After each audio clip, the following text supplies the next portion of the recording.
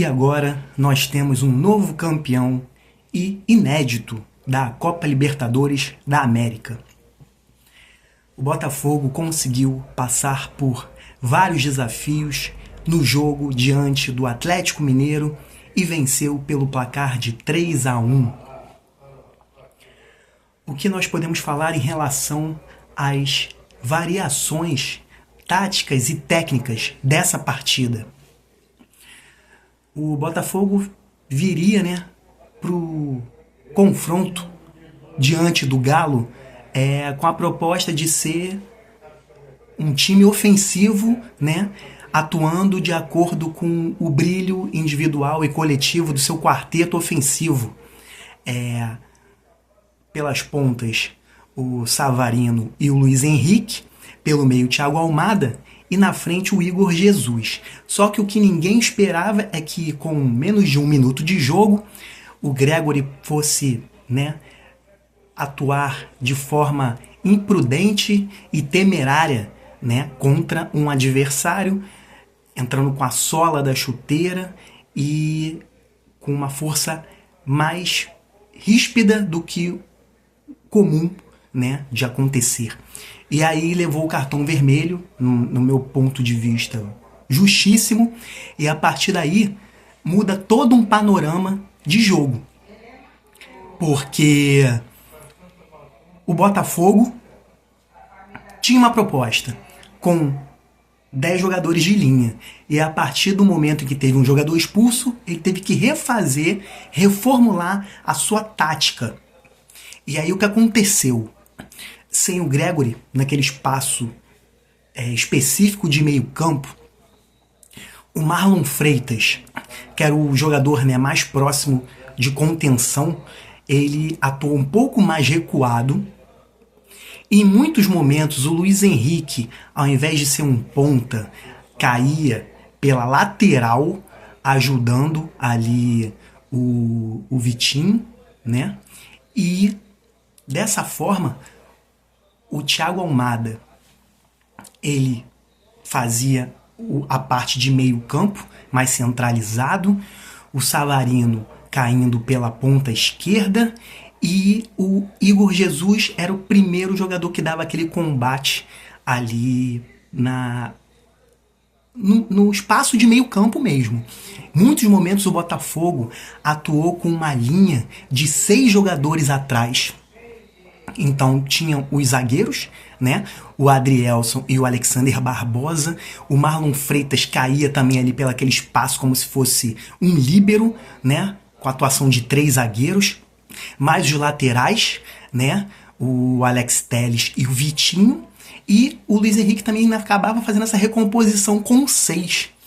E aí, tendo esses 6, à frente só tinha realmente o Savarino com o Thiago Almada, que pegavam essa recomposição o mais rápido possível para tentar fazer flutuações e transição ofensiva rápida e dinâmica, junto com o Igor Jesus, na arrancada. E aí, nesse contexto específico, o que aconteceu com o Botafogo? Nos primeiros 5 a 8 minutos, acabava tendo um buraco ali naquele meio campo.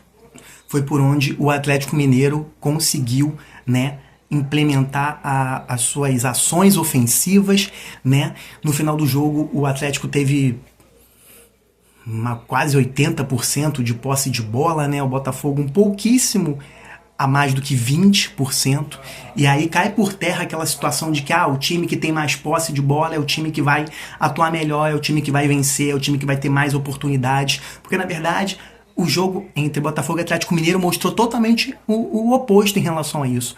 O Botafogo foi letal nas suas ações quando chegava à frente, e o Atlético Mineiro não conseguiu realmente fazer gerar situações de gol realmente muito prováveis de fazer com que o John tivesse muita dificuldade durante os mais de 90 minutos de partida. No momento que o Atlético Mineiro teve um jogador a mais, o que o Milito poderia ter feito? Ele poderia ter acabado com a linha de 3 zagueiros, pois não tinha essa necessidade, porque sabia que o Botafogo não poderia atacar, ele não poderia ter a posse de bola, porque não ia conseguir fazer as variações, né, os passes, as transições do Botafogo, elas não conseguiriam ser feitas de uma forma normal e aparente como seria num jogo comum de 11 contra 11. Então ele manteve os 3 zagueiros. E ainda além disso, de manter os 3 zagueiros, ele faz com que o Scarpa, sendo um ala direito, jogando pela lateral direita, ele tira toda uma habilidade, toda uma possibilidade de um jogador que é talentoso, que já foi considerado craque de Brasileirão, uma faixa específica de campo. Ele poderia ter feito uma substituição naquela hora, naquele momento, para já fazer com que o Botafogo ficasse espremido do seu campo de defesa. Poderia já ter colocado o Mariano, e aí, a partir disso, não necessariamente tirar o Scarpa, e sim colocar ele para o meio campo, né? Não haveria necessidade de tentar fazer uma substituição colocando o Bernard, que ele fez mais para frente no segundo tempo, e foi um jogador que foi nulo na partida. Foi uma queimação de cartucho em que não houve nenhum tipo de resultado, né? E aí o que acontece com o Botafogo? O Botafogo conseguindo fazer essas transições rápidas, tendo uma linha de 6 praticamente atrás, em alguns momentos, quando pegava essa bola, o Marlon Freitas voltava para a posição dele de origem, o Luiz Henrique conseguia cair pela ponta direita, e aí o quarteto de frente tinha essa mobilidade e rapidez de fazer a transição ofensiva e de fazer flutuações entre espaços de meio e de lateral, fazendo com que essa bola chegasse no Igor Jesus. Primeiro gol do Botafogo, quando ele acontece, ele ocorre devido a algumas situações específicas. A primeira, dos próprios jogadores acreditarem que o seu jogador de time conseguiria continuar e fazer conclusões de jogada, né? O que é muito importante. E aí, quando você tem a confiança do grupo como um todo, no momento que você faz uma jogada individual, você acaba tendo a certeza de que um jogador do seu próprio time vai estar atuando junto contigo e vai dar uma possibilidade para que você faça a jogada e que tenha essa conclusão. E aí o Botafogo, em muitos momentos aconteceu isso. O primeiro gol é um fator que mostra que eles estavam focados em jogadas individuais, em jogadas coletivas, né? O Atlético Mineiro, no lance específico em que sai o gol do Botafogo, ele teve 6 jogadores dentro da área, marcando um jogador que estava pela ponta com a bola e sem se ligar que tinha um jogador fora da área praticamente, que poderia receber essa jogada. Foi muito parecido, óbvio que cada um ao seu estilo, como foi o gol do Gregory na vitória do Botafogo contra o Palmeiras no Campeonato Brasileiro. Todo mundo ficou prestando atenção apenas na movimentação de dentro da área, na cobrança de escanteio. E ninguém prestou atenção em variações de outros jogadores que poderiam fazer a jogada e o arremate final. E não teve ninguém fazendo nenhum tipo de cobertura e nenhum tipo de marcação, né? Então a falha que o Palmeiras teve no jogo contra o Botafogo, o Atlético Mineiro também teve contra esse mesmo Botafogo. E aí a gente pode falar em relação ao Botafogo nesses 15 primeiros minutos, 20 primeiros minutos de jogo, em que ele soube sofrer. O Arthur Jorge mostrou que ele não teve medo de manter uma tática e mudar uma estratégia com o jogo em andamento. Já o Milito, com medo da derrota, não teve força para conquistar a vitória. Essa é uma noção básica de treinador. Ele deveria ter feito a mudança e já tendo arriscado a partir daquele momento em que teve a expulsão.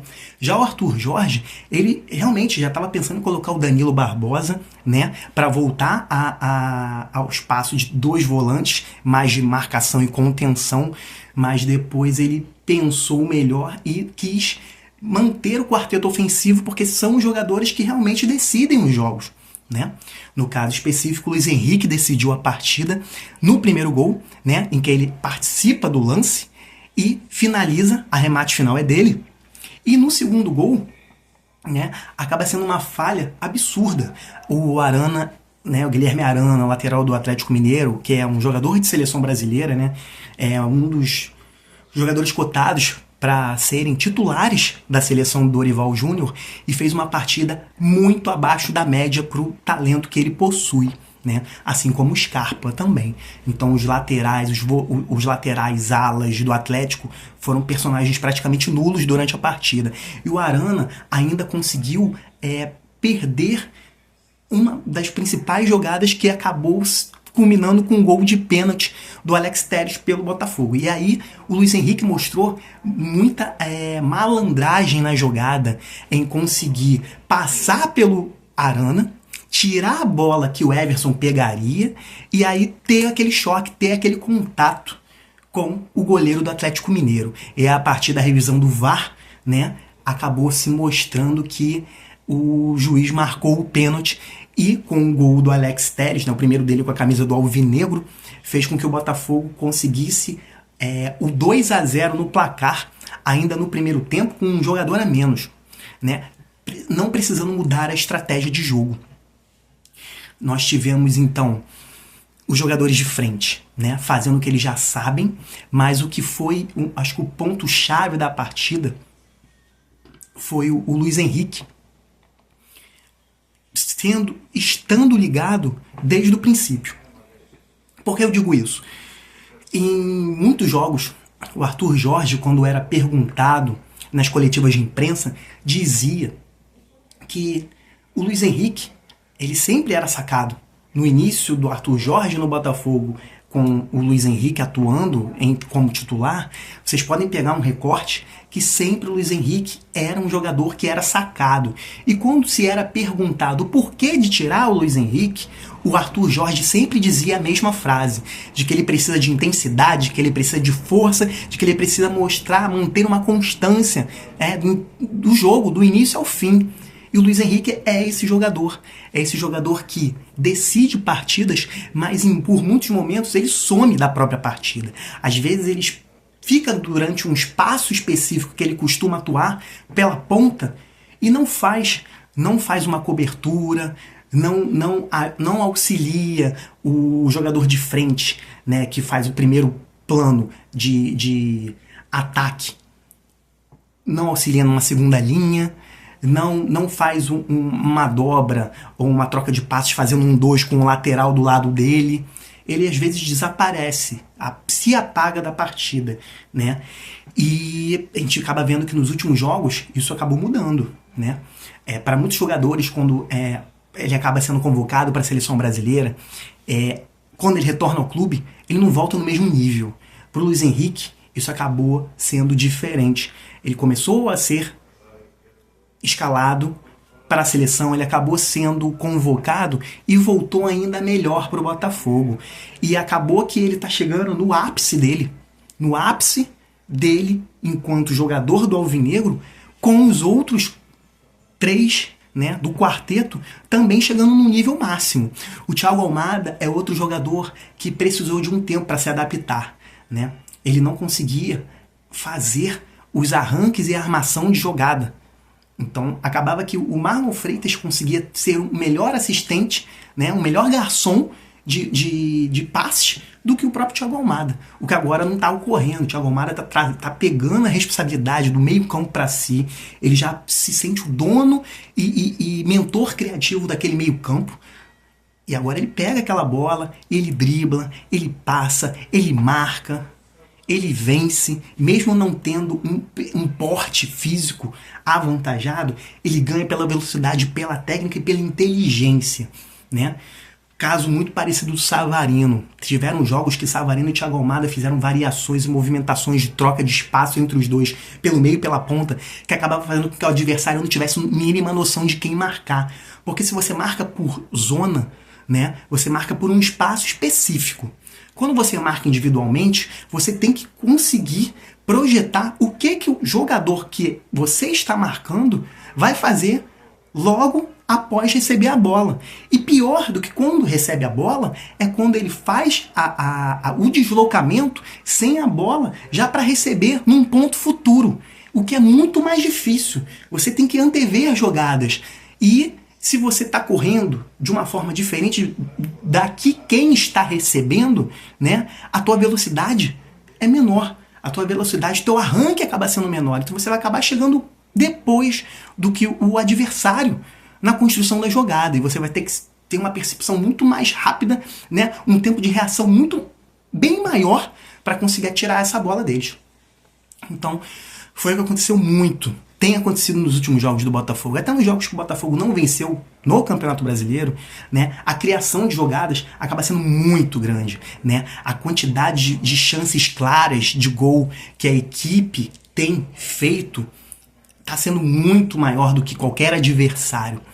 Contra o Atlético Mineiro, esse ponto acabou sendo um pouco diferente por ter um jogador a menos, por ser um jogo único, uma final de Libertadores fora de casa, contra um adversário que já ganhou a competição, contra um adversário que tem valores individuais e coletivos bons, né, que não renderam, não conseguiram, né, ir bem durante a partida e não teve um comando que pudesse injetar uma animação, uma motivação e um ânimo maior para esse elenco com menos tempo.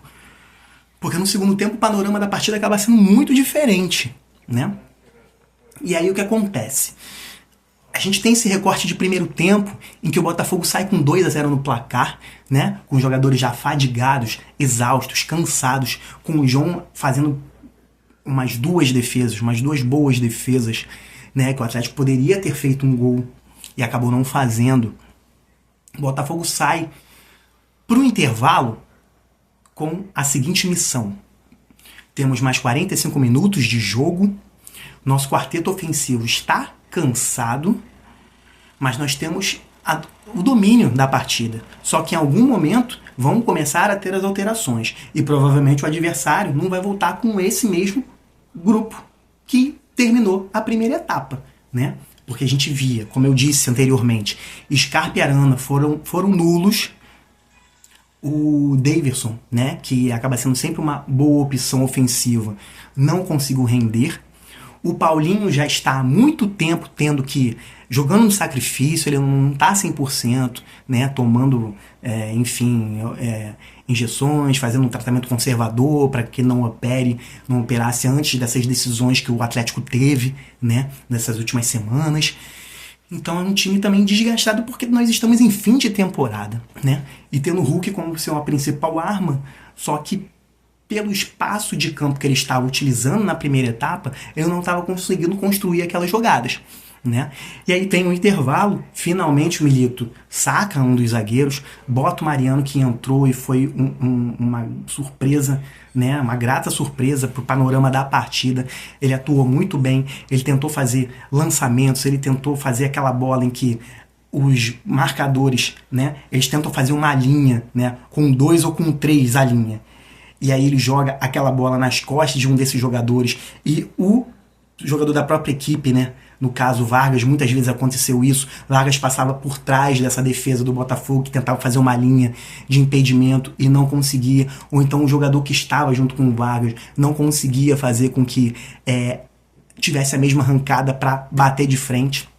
Tanto que quando ainda estava o 2-1, Vargas teve uma chance incrível para empatar a partida e falhou, né? O gol que o Atlético faz ironicamente acaba saindo de um escanteio, né?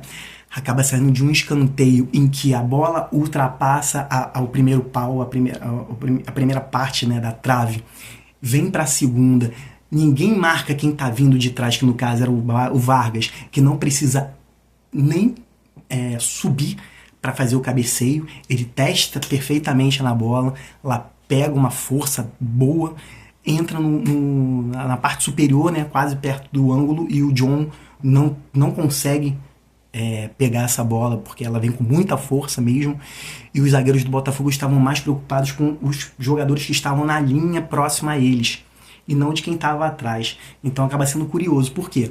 Porque durante boa parte do primeiro tempo, o Atlético Mineiro tentou fazer muitas alçadas na área, né? Muitas bolas cruzadas. E em praticamente todas essas bolas cruzadas, o Alexander Barbosa foi soberano em fazer esses cortes. Essa bola não chegava. E a segunda bola não voltava para o Atlético. O que acontece? O Atlético tinha um jogador a mais no primeiro tempo, mas ele não botava a bola no chão. Ele não fazia as combinações de jogada, não fazia as variações, tinha 3 zagueiros desnecessários, os alas não faziam a dobra com os jogadores de meio. Assim, exemplo, o Scarpa e o Arana não faziam movimentações com o Paulinho e com o Hulk para tentar municiar o Daverson à frente. Não tinha essa troca, não tinha essa dobra, não tinha esse 1-2. Os poucos momentos em que tentaram fazer isso, tiveram bons lances. Teve um lance que o Daverson pegou ainda cara a cara e chutou para fora, né? Então, assim, faltaram trocas de passes rápidas com movimentação e flutuação e triangulações. O Atlético, ele mostrou algo e que o Botafogo mostrou ao decorrer do ano, que era assim, o Botafogo teve calma e tranquilidade mesmo com um jogador a menos. O Atlético queria definir o mais rápido possível uma situação para marcar um gol rápido. E os próprios jogadores dentro de campo estavam nervosos. Assim como não tinha necessidade de ter 3 zagueiros após essa expulsão, também não havia necessidade de ter Alan Franco e Fausto Vera no mesmo espaço de campo. Não tinha essa necessidade. Então, se o Milito não queria tirar os zagueiros para não mudar o esquema que ele tinha pensado, ele podia ter tirado um desses jogadores mais à frente e colocado ou o lateral direito, novamente, que seria o Mariano, trago o Scarpa para o meio. Ou então tentado outras opções que estavam no banco, Otávio, Rubens, enfim, tinha outras possibilidades, mas ele não o fez. E aí, devido a isso, o Botafogo conseguiu maturar a importância de não deixar cair o ritmo e deixou o jogo naquele esquema de toma a bola que eu vou me defender e no contra-ataque eu vou tentar fazer o gol. E foi o que aconteceu. Nos contra-ataques rápidos, de variações e de flutuações interessantes e inteligentes do seu quarteto ofensivo, o Botafogo conseguiu ser letal em 2 situações específicas e pontuais, nas quais o Luiz Henrique brilhou, e muito. Brilhou a estrela não solitária, mas individual do Luiz Henrique, né, com a mística camisa do alvinegro, para que o Botafogo fosse para esse segundo tempo com vantagem. E aí, após o gol do Atlético, o panorama mudou um pouco. Como o Milito fez as alterações, né, botou Mariano e botou Vargas, botou o Bernard, né, o Arthur Jorge teve que também fazer as mudanças. E aí começou as primeiras mudanças que o Arthur Jorge fez. Ele realmente acabou botando o Danilo, né, Barbosa, que na hierarquia ali, no nível, vem Marlon Freitas, vem Gregor e o Danilo vem logo atrás, né? Tanto que em algum momento eles ficavam fazendo modificações entre esses 3 jogadores, e aí cada jogo 2 deles entravam e jogavam e o outro ia para o banco. Em alguns casos o Tietchan também participava desse rodízio, até o Botafogo ter o 11 definitivo e titular. Entrou o Danilo, né? E também entrou o Marçal.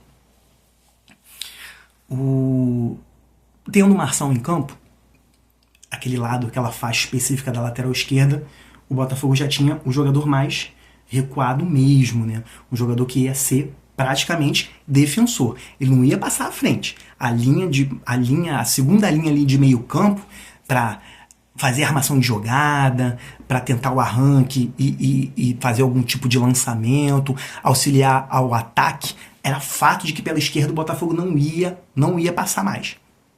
Ele não ia passar mais. E pela direita, Vitinho, às vezes ainda tentava fazer alguma jogada, mas também mostrou-se que ia ser aquele mesmo processo, dos laterais totalmente recuados, o Danilo, né? O Danilo acabava fazendo a função que era do Marlon Freitas, né, jogando ali próximo dos zagueiros mesmo. Aí o Marlon Freitas já caiu um pouco mais para frente, ia um pouco mais à frente. Acabava que o Botafogo não fazia mais uma linha de 6 no segundo tempo. O Botafogo fazia uma linha de 5. Fazia uma linha de 5 e aí o Vitinho ficava um pouco mais à frente, Marlon Freitas na sua posição de origem, já não tinha o Savarino, né?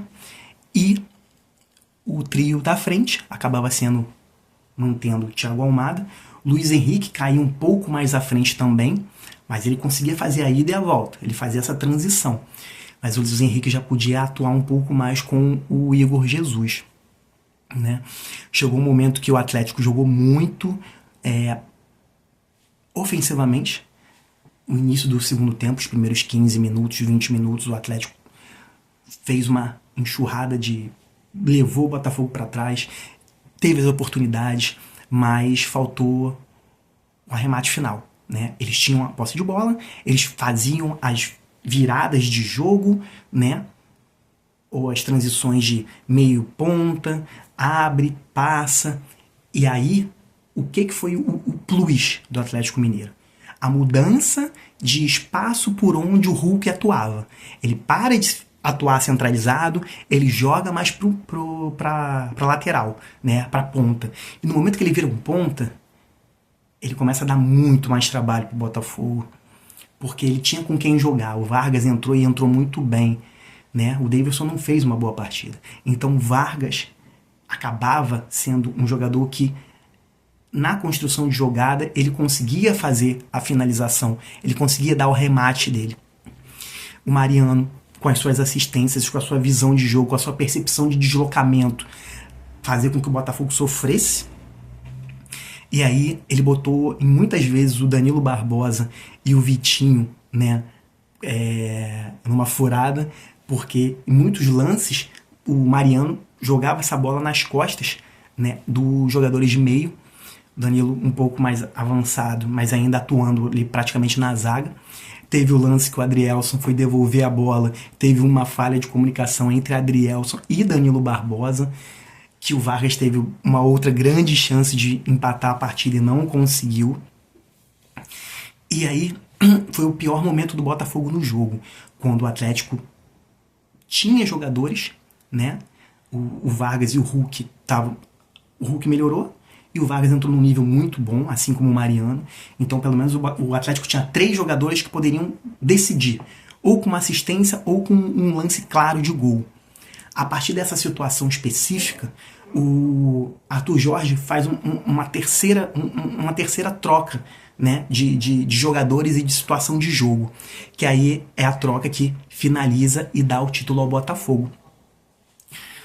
Luiz Henrique extenuado, né? O Almada também, né? Eles estão exaustos. E eu já falei em alguns programas, né, do quarteto ofensivo do Botafogo, quem para mim é o cara que mais é primordial para o esquema. Podem até não concordar, mas eu acho que para mim, do quarteto, eu continuo falando isso. O Igor Jesus é um jogador que não tem um outro no Botafogo que faça o que ele faz. O Tiquinho não faz o que ele faz. O nível dele físico do Igor Jesus é um absurdo.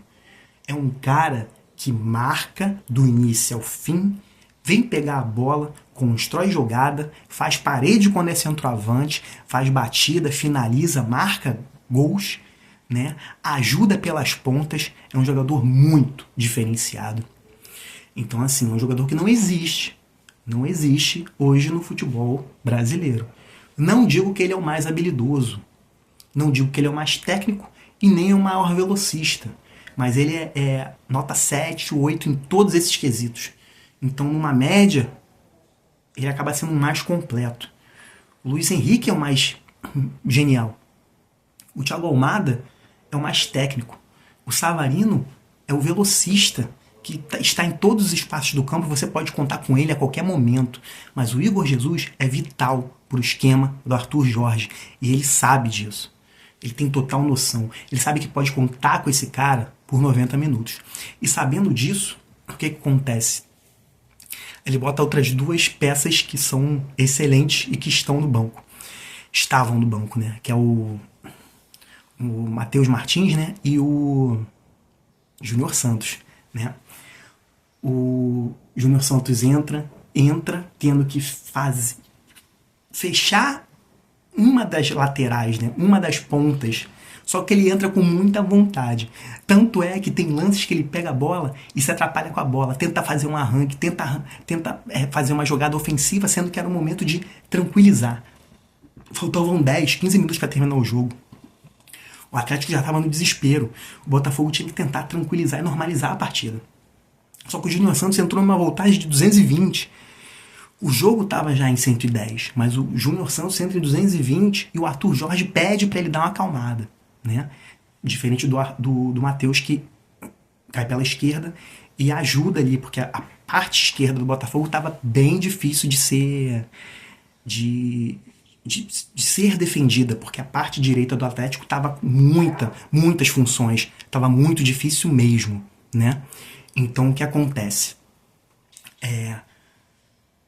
Para matar, pro arremate final, o Júnior Santos. Então, finalizando, no fim das contas, né, venceu quem mais quis vencer, que teve mais variações táticas, sem a necessidade de troca de jogadores. Porque o Botafogo veio com uma proposta de jogo, teve que mudar essa proposta após a expulsão, não trocou os jogadores, variou, né? Variou com um jogador que era volante, vira um zagueiro, mas não mostra que é o zagueiro, com um jogador que é ponta, que auxilia o lateral, que faz uma linha de 6, sem demonstrar isso também, que num contra-ataque o volante volta para a posição de origem, inicia a jogada, e o quarteto de frente consegue fazer as variações entre pontas, meio e ataque, as transições rápidas, né, com movimentações e sempre tendo alguém espaçado, tendo a possibilidade de pegar essa bola e sem adversário aparente próximo para fazer a defesa ou o embate, que foi o Botafogo. E toda essa leitura de jogo, o Atlético não conseguiu compreender, ou se compreendeu, não estancou, não agrediu para que tivesse uma mudança rápida. Era o jogo do ano. E foi o jogo do ano. E o Atlético não estava preparado, nem fisicamente, nem taticamente, nem emocionalmente, para a chance que o Botafogo deu para que ele fosse campeão. O Milito não conseguiu. E o Arthur Jorge manteve a frieza, a calma, e juntos, enquanto coletivo, um jogador brilhou, o restante foi coadjuvante e deu certo a estratégia de tentar mudar o mínimo possível o panorama tático, só com trocas de peças, mas uma mesma variação. E, dessa forma, o Botafogo foi campeão da Copa Libertadores. E, né, o grifo final foi o do Júnior Santos, que foi o artilheiro da competição, né? Foi ele que brilhou durante a pré-Libertadores, marcando vários gols, né? Fazendo com que o Botafogo passasse daquelas fases de eliminação até chegar na parte principal. E aí ele só jogou 2, 3 jogos dali, que ele se machucou, e ele voltou e coube a ele ser o último gol da temporada do jogo final da Libertadores ser dele também, né? E aí vem N histórias, né? O Bastos, que se lesionou, e o Adrielson foi o titular, né? Só jogou 4 partidas pelo Botafogo na Libertadores e foi campeão, né? Como titular, porque não teve o Bastos. O Alexander Barbosa, que em alguns momentos também ele não era um titular absoluto, ele lutava com o Lucas Halter por essa vaga, e nos últimos 10, 15 jogos ele mostrou que ele é o titular, sim, né? Com a camisa do alvinegro. Assim como o Marlon Freitas, que evoluiu absurdamente, né? O Tietchan está com muito poucas chances agora de minutagem, assim como o Danilo Barbosa. O Gregory, né? Que foi protagonista contra o Palmeiras e quase foi o vilão desse jogo. O John, que foi vice-campeão pelo Santos na final da Libertadores, que foi aqui no Maracanã na época de pandemia contra o Palmeiras, e agora conseguiu esse título. O Alex Telles, que, de seleção brasileira e tal, e quando ele fez o gol de pênalti, né, tu via a emoção nele, real, transparente, clara, verdadeira, né? E o Botafogo agora tem vários laterais esquerdos, né? Tem também tem o Marçal, que entrou, tem o Hugo, tem o Cuiabano, né? São 4 laterais esquerdos, né? Vamos ver como vai ficar para a próxima temporada em relação a isso. E na lateral direita, o Vitinho, que vibrava a cada momento, a cada situação, a cada ganho de bola, a cada chute para lateral, né? Então, assim, foi... O quarteto da frente não tem o que falar, né? O quarteto mais genial do futebol brasileiro. Dá gosto de ver. E agora com os 4 estando em alto nível, é mais bacana ainda de você conseguir presenciar e conseguir identificar o que esses 4 podem fazer, né? E com o Júnior Santos, né? Voltando agora de lesão, é mais um jogador. O Tiquinho nem entrou na final. O Eduardo voltou de lesão também, é outra grande peça que vai dar mais liga ainda, né? O Matheus Martins ainda acho que dá para crescer ainda mais como jogador, como parte coletiva dessa equipe, né? Então vocês podem ver que tem 8 bons jogadores para 4 vagas. Então é como se tivesse 4 titulares e 4 reservas que mantêm um nível parecido, né? Hoje no futebol brasileiro, quantas equipes conseguem isso? E do lado do Atlético, a gente vê que vai ter que ter uma renovação. E aí, quando a gente diz renovação, é renovação em relação à atitude. É um time que perdeu uma Copa do Brasil e perdeu uma Libertadores, mas não perdeu com grandes chances de vencer. Perdeu com um adversário sendo totalmente imponente e merecedor do título. E isso é preocupante, né? É preocupante para uma equipe do nível do Atlético, né? De cobrança, de história. E o que fazer a partir de agora? É a troca de técnico que vai resolver totalmente isso? A gente no volume de jogo disse muitas vezes que o Atlético era um ponto de interrogação e que o próprio Milito dizia, né, nas coletivas, nas entrevistas dele, isso, que no Brasileiro o time não conseguia ter boas atuações para deixar a equipe em uma boa colocação. E calhou de ser finalista de 2 competições de taças, né? E as 2 sucumbiu no jogo final. É isso. É um apanhado geral, né, do que aconteceu na final, na parte tática e na parte técnica de cada jogador específico do Botafogo, o que eles fizeram em campo, o que aconteceu para que o Atlético não conseguisse esse título e o que o Botafogo fez para que esse título inédito agora pertencesse a ele, né, com muito mérito. É isso, pessoal. Um abraço e a gente se vê aí no próximo programa.